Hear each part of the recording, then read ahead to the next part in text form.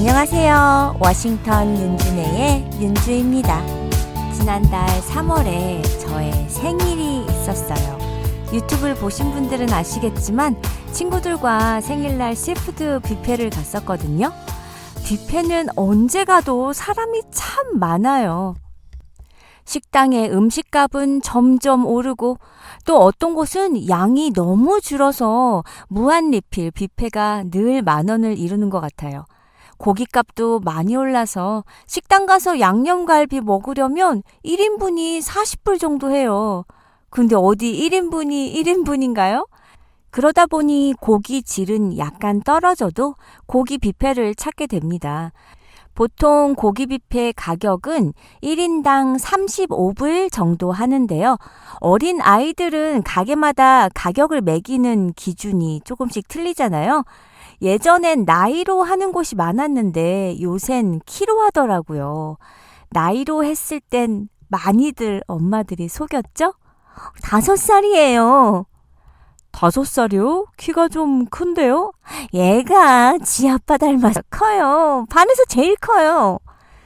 아이들 아이디를 확인할 수도 없고, 그쵸? 벽에 줄을 마크해놓고 그 키를 기준으로 그것보다 크면 어른 가격, 그것보다 작으면 어린이 가격으로 하던데요. 한 번은 부모님과 아들과 무제한 고깃집을 갔었어요. 저희 집 꼬맹이 키를 재는데 키가 큰 것이 좋은 줄 알고 글쎄 살짝 까치발을 들고 최대한 키를 늘려 벽에 있는 키 제한 리밋을 0.5cm나 넘긴 거예요. 근데 아무도 아이가 까치발을 살짝 들었다는 걸 몰랐던 거죠. 나중에 아들이 저에게만 알려준 거였어요. 엄마, 나 그 줄보다 크려고 발 조금 들었어. 저희 엄만 간발의 차이로 어른값을 내야 하는 건 안타까워 하셨지만 저보다 많이 먹는 아들이라 전 괜찮았어요.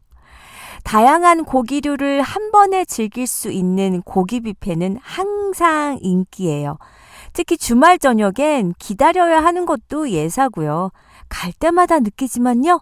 외국 사람들이 눈에 띄게 늘고 있어요. K 바베큐가 이젠 많이 유명해졌음을 실감합니다. 무한 리필 삼겹살, 차돌, 갈매기살, 뷔페 가면 정말 배가 너무 부를 때까지 먹잖아요. 어쩔 땐 이렇게 팔아서 남을까 싶을 때가 많아요.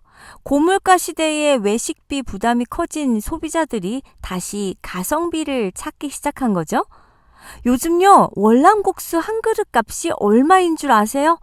자주 드시는 분들은 아시겠지만 저는 몇 주 전에 오랜만에 포집 갔다가 너무 놀랐어요. 한 그릇에 16불 95.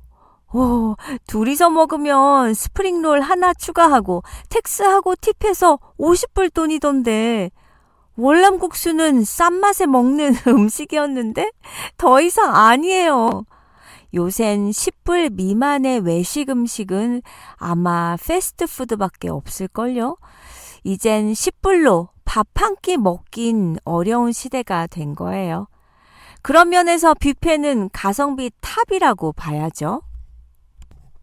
다양한 음식들을 한 번에 먹을 수 있는 뷔페는 언제 처음 생겼을까요? 뷔페의 역사는 8세기경까지 거슬러 올라갑니다.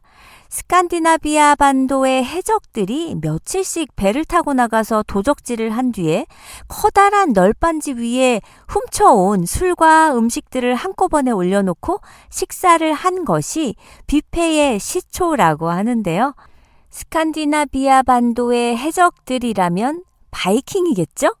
그래서 바이킹이 했던 방식이기에 일본에서는 아직도 뷔페 레스토랑을 바이킹 식당이라고 부른답니다. 근대적인 뷔페의 원조는 러시아라는 설이 있는데요. 러시아의 기후적인 특성상 겨울에 주방에서 차가운 복도를 지나 식당으로 음식을 날라오는 동안 음식이 식어버리기 때문에 아예 식당에 펼쳐놓고 먹는 식사 방법에서 시작이 되었다는 설도 있어요. 지금의 현대식 뷔페 문화는 프랑스에서 시작되었다고 합니다. 프랑스어로 식기, 찬장이라는 뜻의 뷔페라고 불리게 되었는데요. 프랑스에서 요즘 우리가 흔히 먹는 뷔페 방식을 유행시켜 전 유럽에 널리 퍼지게 된 것이에요. 뷔페의 장점은 뭐니 해도 여러 번 음식을 가져다 먹어도 예의에 어긋나지 않는다는 점이겠죠. 또 초청하는 사람이나 초대받는 사람 모두 부담 없이 식사를 할 수 있고 자신이 선호하는 음식을 마음껏 먹을 수 있기에 한 음식을 선택해서 먹는 것보단 개인의 취향을 존중할 수 있다는 장점도 있고요. 그리고 자유롭게 움직이면서 음식을 각자 덜어 먹을 수 있어서 동시에 많은 사람의 접대가 가능해서 뷔페 문화가 이만큼 성장했다는 생각이 드네요. 뷔페는 형식에 따라 앉아서 식사하는 시팅 뷔페, 서서 먹는 스탠딩 뷔페, 칵테일 뷔페로 나눌 수 있는데 우리나라는 사람들의 정서상 서서 먹는 스탠딩 뷔페보다는 앉아서 먹는 시팅 뷔페가 자리를 잡았죠. 우리나라에 처음으로 뷔페 방식의 음식점이 소개된 계기는 6.25 전쟁 당시 덴마크, 노르웨이, 스웨덴 3국 의료지원단이 설립한 메디컬 센터에 1958년 설치된 식당인 스칸디나비안 클럽이었다고 합니다. 1958년에 한국에 다양한 의료 지원을 나온 북유럽 외국인들을 위해 생겨난 거죠. 당시 그들에게 맞는 음식점이 있었을 리가 없죠. 다양한 사람들의 다양한 입맛을 맞추기도 쉽지 않았겠죠? 그래서 신속하게 대량으로 조리해서 다양한 요리를 제공하는 뷔페가 적절했다는데요. 현 동대문 역사문화공원역 근처에 있는 국립중앙의료원 건물에 위치해 수십 년 동안 명맥을 이어왔다고 합니다. 스칸디나비안 클럽의 경우 1970년에서 80년대에는 돈 좀 있고 꽤 사는 사람들이 특별한 일이 있거나 혹은 제대로 된 밥을 먹기 위해 갔던 곳이었다네요. 한마디로 상류층들의 식당으로 여겨졌다는 얘기죠. 그러나 이후 타 업체들과의 경쟁으로 인기가 떨어졌고 결국 경영난으로 2015년 5월부터 폐점하였다고 해요. 저는요, 뷔페 식당 하면 완전 어이없는 뷔페집을 가본 경험이 늘 생각이 나요.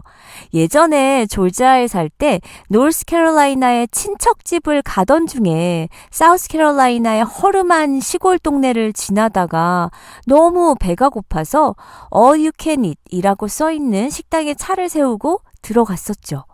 그야말로 동네 식당이더라고요. 오는 모든 손님이 일하는 사람을 다 알고 손님 각자들도 다 서로서로 막 얘기하는 분위기? 음식도 정말 맛없었는데 그냥 집에서 만드는 홈메이드 스타일을 막 강조하는 문구들이 잔뜩 붙어 있더라고요. 한국말로 해석하면 집에서 만드는 바로 그 맛입니다. 이런 식으로. 한 접시를 먹고 뭐라도 더 먹어볼까 해서 서성거리는데 아무리 보고 또 봐도 저는 먹을 게 없어서 저는 그냥 테이블로 돌아와서 남편이 다 먹기를 기다렸어요. 남편도 한 접시를 다 먹고 가서 한참을 서성이더니 파인애플 2조각만 더 가지고 오더라고요. 그리고 저희는 앉은 지 30분도 채 되지 않아 일어났죠. 계산을 하는데 금액이 생각보다 많이 나온 거예요. All you can eat이었고 성인 12불 99라고 써 있었거든요. 그럼 성인 둘이니까 텍스를 붙여도 30불 미만으로 나와야 하는 건데 토탈이 35불 정도가 나온 거예요. 그래서 물어봤죠. 왜 금액이 이렇게 틀리게 나온 건지? 그랬더니 첫 번째 접시는 All you can eat이고 두 번째 접시부터는 6불 99씩 따로 차지가 붙는다는 거예요. 이런 황당할 때가. 그럼 그게 All you can eat이냐고 막 따져 물으니까 첫 번째 접시는 All you can eat이지 않았냐고 되레 화를 내고 식당에 앉아있는 다른 손님들까지 저희에게 막 뭐라고 하는 거예요. 자기네들끼리 똘똘 뭉쳐서 All you can eat 12불 99라고 써있는 메뉴 밑에 정말 보이지도 않게 깨알 만하게 두 번째 접시부터는 6불 99라고 써있긴 하더라고요. 불행 중 다행인 건 저는 한 접시 먹고 다시 가지러 갔다가 그냥 돌아왔잖아요. 저희 남편은 한참 서성이다 파인애플 2조각을 가지고 왔는데 파인애플 2조각이 6불 99가 차지된 거예요. 어쩐지 모든 식당의 손님들이 정말 한 접시 가득 탑을 쌓아서 가져오길래 뭘 저렇게 욕심을 내면서 가져오나 했어요. 다 먹고 또 가져와서 먹으면 될 것을 생각했는데 이유가 있었어요. 좋게 말해 일종의 마케팅 전략이라고 생각해야죠. 나쁘게 말하면 이런 날강도들. 어쨌든 이상한 동네에 잘못 들어가서 겪은 황당한 경험이었습니다. 저는 초등학교 5학년 때 뷔페라는 곳을 처음 가봤는데요. 우와, 이걸 아무거나 다 먹을 수 있다고? 믿을 수 없었어요. 음식도 음식이었지만 각종 화려한 디저트에 와, 진짜 얼마나 황홀하던지. 학교를 다닐 때도 주변에 흔한 차이니스 뷔페를 많이 갔었더랬죠. 미국에는 중국 뷔페가 많잖아요. 저 하이스쿨 때 친구들하고 뷔페를 가는데 나 아침부터 굶었어. 이 집 중국 뷔페는 새우랑 킹크랩이 있잖아. 내가 다 먹어주겠어. 야, 지금 몇 시인데 아침부터 굶었단 말이야. 진짜 뭘 얼마나 많이 먹겠다고 쫄쫄 굶고 오냐. 저녁 메뉴엔 중국식 껍질째 튀긴 왕새우와 스노우 크랩이 있기 때문에 인기가 많은 뷔페 식당이긴 했거든요. 친구는 배를 최대한 비워야 많은 것들을 다 먹을 수 있을 것이라며 야심차게 새우와 스노우 크랩을 한 접시 담아와서는 허겁지겁 먹기 시작했어요. 그렇게 2접시를 채 먹기도 전에 친구는 배가 아프다며 배를 부여잡고 있는 겁니다. 우리 다른 친구들이 3접시, 4접시 먹는 동안 하루 종일 굶고 왔다는 그 친구는 결국 억지로 2접시 먹고는 먼저 집으로 갔어요. 허기진 배를 움켜쥐고 뷔페에 들어가 막 담았는데 막상 1-2접시만 먹으면 배가 불러서 억울하셨던 기억 아마 누구에게나 있지 않을까 싶은데요. 그래서 준비해봤습니다. 이른바 억울하지 않게 뷔페에서 맛있는 음식을 많이 먹는 꿀팁. 자고로 뷔페에서는 많이 먹는 사람이 곧 승자예요.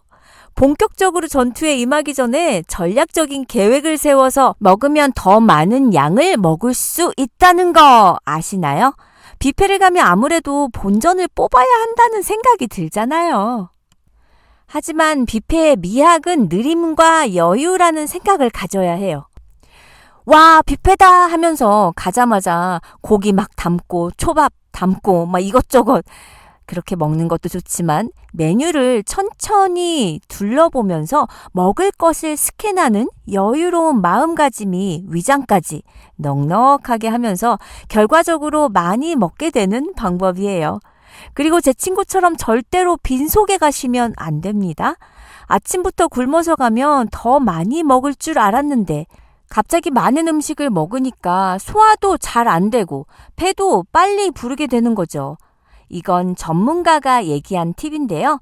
뷔페를 제대로 먹으려면 식전에 수프를 먹는 것이 좋다고 해요.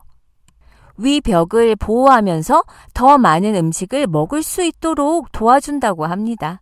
대신에 간이 세거나 건더기가 많은 수프 말고 가볍고 좀 심심한 걸로 먹는 게 좋고요. 그리고 나서 샐러드를 시작으로 에피타이저, 생선회, 콜드 파스타처럼 차가운 음식으로 시작을 하세요. 먹는 중간에 배가 부르다면 단백질 분해 효소가 있는 키위나 소화를 도와주는 파인애플을 중간에 드시면 좋아요. 그 다음 고기를 드시면 되는데요. 뷔페에서 많이 먹는 꿀팁 중 제일 중요한 포인트는 이거예요. 고기는 첫 접시에 담지 마라. 고기는 처음부터 먹게 되면 소화기관에 부담이 되기도 하고 소화하는 시간도 오래 걸려서 포만감에 많이 섭취할 수 없게 돼요. 뷔페는 셀프로 음식을 가져와야 하기 때문에 한 번에 많은 음식을 담아오는 경우가 있는데 배불리 먹고 싶다면 절제가 필요합니다. 뷔페에서 절제란이 있을 수 없는 일이죠. 한 접시에 수북히 많은 음식을 담으면 메뉴별로 음식이나 소스가 섞여 풍미가 떨어지고요. 미관상도 좋지 않아요. 눈으로 맛있는 음식이 더 맛있다고 오히려 식욕을 떨어뜨릴 수 있거든요. 특히 첫 접시에 더욱이 절제의 미학이 필요합니다. 아우, 왜 이렇게 찔리죠? 여러 가지 메뉴를 조금씩만 담고 맛을 본 후에 마음에 드는 메뉴를 공략하는 거예요. 마지막으로 집에서도 쉽게 먹을 수 있는 밥 종류, 치킨, 국수 등보다는 재료 자체가 비싼 음식들이나 평소에 요리해 먹기 힘든 음식을 위주로 먹는 것이 뷔페에서 잘 먹었다라고 소문이 나는 방법입니다. 뷔페 식당에 가면 항상 이런 문구들이 있죠. 음식 남기면 20불, 음식을 먹을 만큼만 가져가세요. 남기시면 차지합니다. 등등. 예전에 한국에서 뷔페 갔을 때 저 이런 문구 본 적 있어요. 제발 음식을 남기지 말아주세요. 음식물 쓰레기가 너무 많이 나옵니다. 뷔페를 가면 음식을 마음껏 먹을 수 있기 때문에 손님들은 욕심을 내기 마련이고, 음식을 파는 사람의 입장에서는 욕심을 내서 가져간 음식이 남을 땐 속상한 것이 당연합니다. 오죽하면 식당에서 이런 문구를 붙이겠나 이해는 하지만 협박처럼 들리기도 하고요. 강요처럼 들리기도 하고, 식탐이 많은 사람 취급을 당하는 것 같기도 해서 늘 유쾌하진 않아요. 이런 문구는 어떤가요? 정성 들여 가꾼 음식 남기지 않고 맛있게 먹어주셔서 감사합니다. 어쨌든 뷔페에서 먹을 수 있는 양만 담아오는 것이 에티켓이라고 할 수 있어요. 식당의 손실도 그렇지만 일단 낭비잖아요. 안 만들 수 있는 쓰레기는 안 만들어야죠. 우리가 살고 있는 이 지구를 위해서라도요. 우리는 다음 시간에 만나요.